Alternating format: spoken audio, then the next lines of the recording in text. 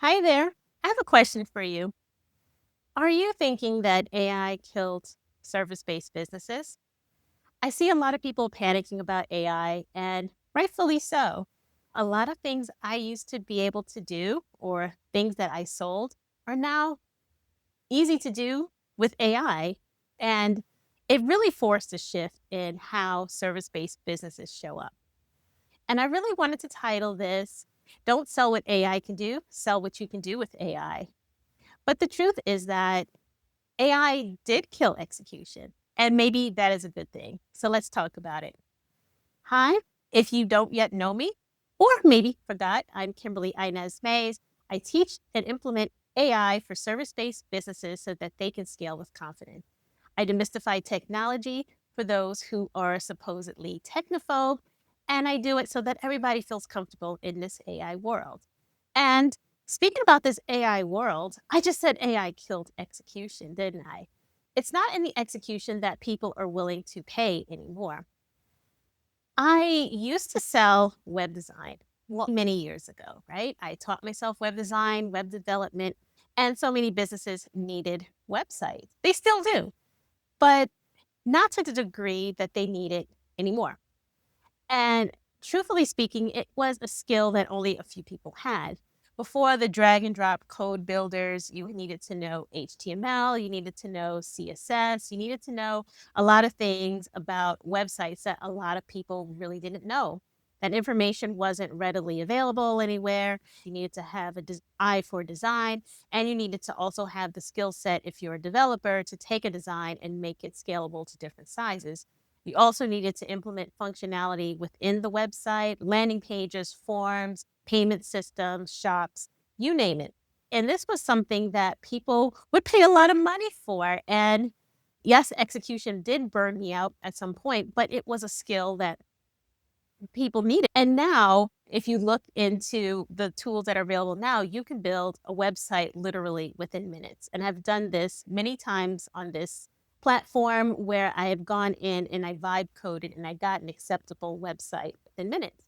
So AI did kill that execution because if you can get a website in minutes, why would you pay someone else to do it? But here's the thing, and I know what you're thinking too. I know what you're thinking, but people still charge money to build websites and people are still paying for websites. Yes. People are still paying for websites, but they're not paying for the execution. They're not paying for that skill to take a piece of code and make it into something beautiful. What they are paying for is a result. They're paying for the knowledge that service provider has that knows how to make a website convert, who knows how to make a landing page convert, who knows copywriting techniques, right? And yes, all of this information is free on YouTube. And now with ChatGPT, Gemini, Claude, you can just prompt your way into partial knowledge. But that lived experience, that learned experience, is not going to be accessible through a few prompts. And that is really what I wanted to talk about is yes, AI killed execution, but it's not the execution that is important anymore. In my lifetime, too, I also, and I don't want to say that I pivoted into funnel building because I was always a marketer and a technologist at heart. But funnel building is another one of those things that execution looks a lot different. So let me just describe a particular old school marketing funnel, right? You would have your landing page, your thank you page, and then you would have a series of emails that lead into another offer or another piece of the business. And how it would work is you would have the top of the funnel where you would have people who weren't aware of the brand become aware of a brand through either a free or low cost item. And then you would persuade them to take the next step, whether that is a course, whether that is a membership of some sort. And I'm not saying that funnels don't work, they absolutely do. The user journey now looks a lot different. And the execution and implementation of funnels looks a lot different.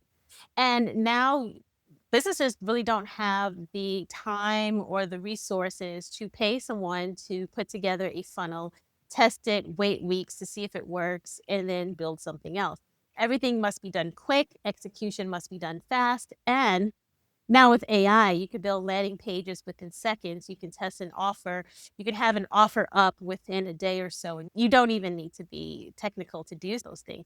So that is a conundrum for a lot of service-based businesses. Okay, if they don't need me to go in and code something, test it, hook it up, then what do they need me for? Just because the AI tool exists doesn't mean that in the hands of somebody who is a newbie who doesn't have that learned experience, doesn't mean that they're going to get the same results as you would. It just means that execution looks a lot different. So you're using your knowledge of what works, what doesn't work, your expertise of the market, the audience, what they're responding for. And now through the tools, you're able to build things. If that's a service that you offer, you're able to build things quicker for your clients. You're able to test faster, get the results, get that out of the way, and to really see what works and to see what doesn't. Because even with AI tools, it still takes time to implement, learn, and to know if the output is good or not. A lot of times I see people with this AI panic or AI frenzy is they are saying, I can do it with AI. But yes, you can, but it's also garbage in, garbage out. A lot of people aren't even vetting their AI outputs anymore to see if that is something that is even going to work. And just because somebody can prompt something doesn't mean that they're going to get something that is of high quality and high standards. And that is where a lot of service providers can shine. They can shine because they know how to input their lived experience, learned experience, knowledge, expertise into the tool. They know what to ask for and they know what a good result looks like, right? They know how to give it that good context engineering. They know how to provide enough information to get the result. They know how to ask for the output. So, how do you now reconcile the fact that your execution is going to look different? Number one, I'm always a big proponent of use cases. You definitely want to decide what use cases you want to use with AI. You can't use AI for everything right out of the gate. And I hate when people say you can use AI for literally everything in your business, 10x your business, 10x your income, 10x, 20x. Let's stop the madness, right? Because most of us aren't even there yet. And those who think that they are truly not.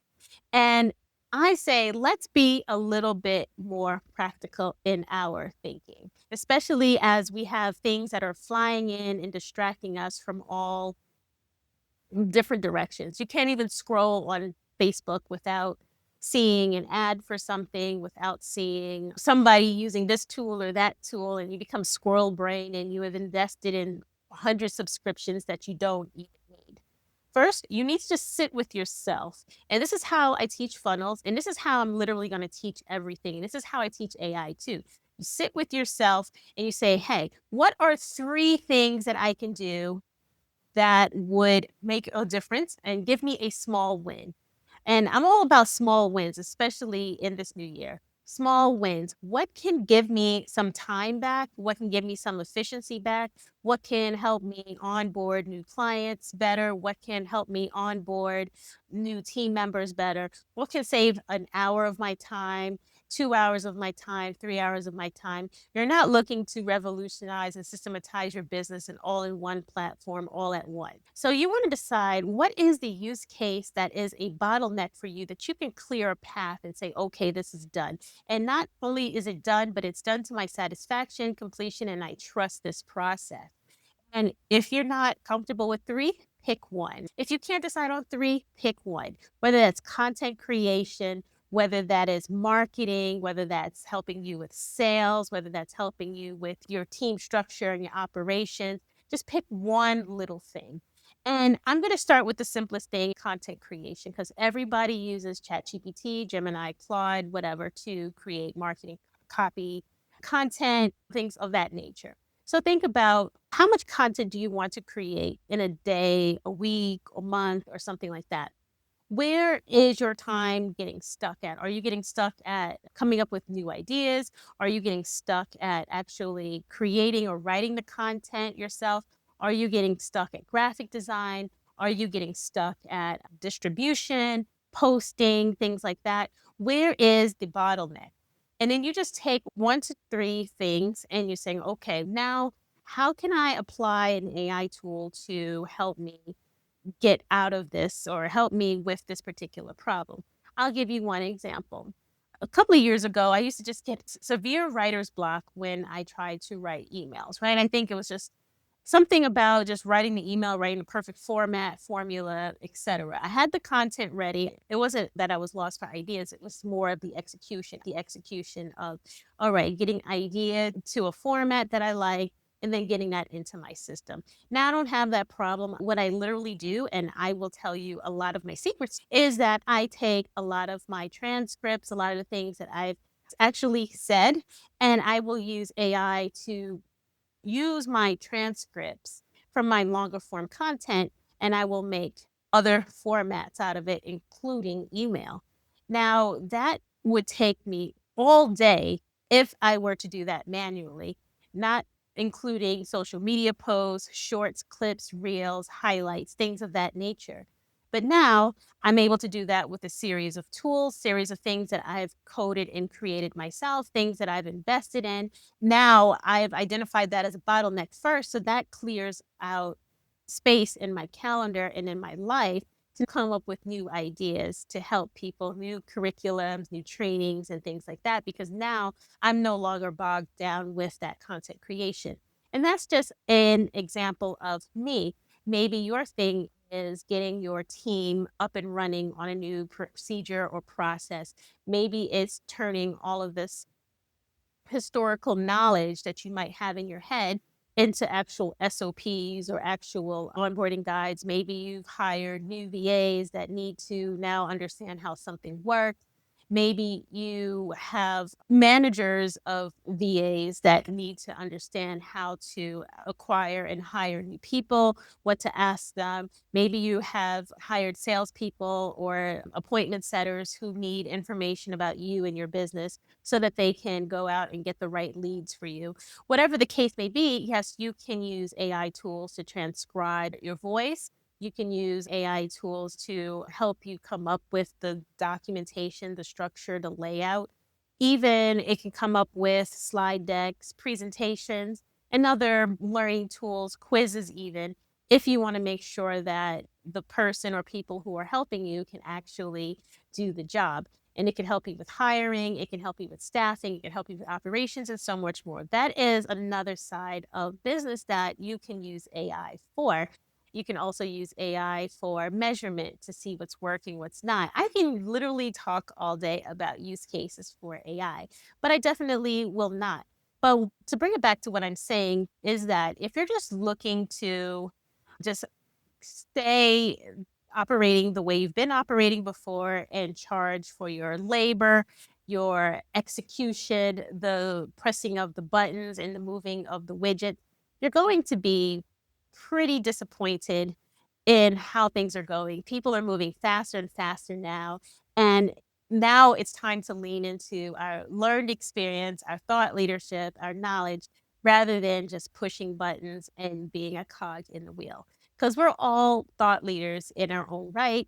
We're all automated digital thought leaders in our own right. No matter if you're technophobic or you are a technologist, there are no gurus here, right?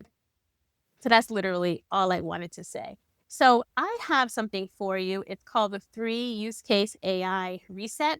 So if you're looking for ways to identify the best use cases for using AI tools, whether it's using a large language model like ChatGPT, Claude, Gemini, or if you're just looking to invest in AI subscription software that will do videos for you or other pieces of content or other functions, then definitely take advantage of the AI reuse case AI reset, because it will help you identify what to work on first, complete that, and then move on. Okay.